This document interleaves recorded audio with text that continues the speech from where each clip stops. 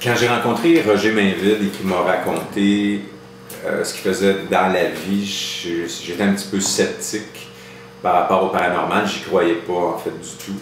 En fait, je croyais même plus à Dieu. J'avais regardé une vidéo sur le web qui s'appelait Zeitgeist et qui démentait toute l'histoire de Dieu.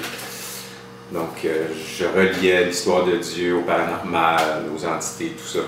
Alors, j'ai invité Roger à venir dans mon bureau, une vieille bâtisse de 1902 sur la rue Saint-Paul dans le Vieux-Montréal, qui probablement était habitée. Je me dis, une vieille bâtisse comme ça, il y a de bonnes chances. Donc, j'invite Roger à venir.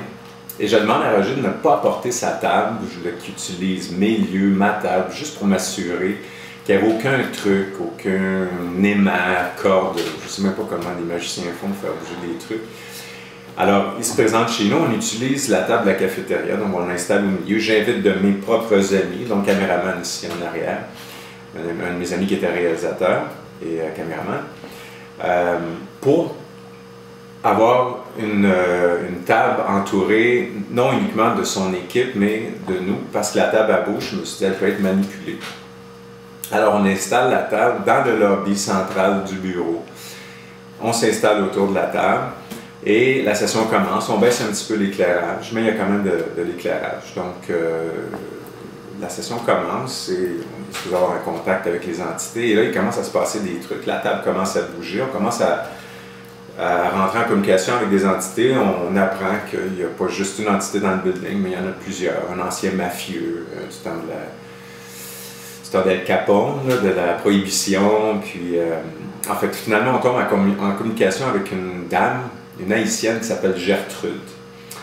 Et là, il y a des phénomènes qui se passent. Il y a un sensor dans la salle de bain, un capteur de mouvement, puis la lumière s'allume à 3 reprises. Il y a une lumière au plafond qui commence à scintiller, bon, un peu étrange, mais ça s'est quand même passé durant la session. Et il y avait également une caméra qui prenait les images de ce qui se passait, qui est arrêtée à un moment donné. On a demandé à Gertrude, justement, c'était elle qui avait éteint la caméra. Elle a répondu par l'affirmative au travers de la table. Donc tout ça, je trouve ça un petit peu étrange. On regarde en dessous, on se demande si la table est manipulée. Et à un moment donné, on avait un lecteur de champ électromagnétique qui est monté, là, à ce moment je ne connaissais pas ça, mais à 0.27 micro-Tesla, qui est anormal par rapport à l'endroit où est-ce qu'on était dans le bureau. Là, il n'y a pas d'instrument ou de boîte électrique ou rien qui pourrait faire augmenter le champ électromagnétique. En fait, le champ électromagnétique a augmenté. Et à un moment donné, on a entendu un froissement dans le garde-robe d'un plastique. Et là, poum, il y a quelque chose qui est tombé à côté de la table, qui a surpris tout le monde. Et c'était une petite statuette, je vous dirais, d'environ 6 cm de long, une tortue en pierre, qui est partie de la tablette du garde-robe et qui est atterrie à côté de la table.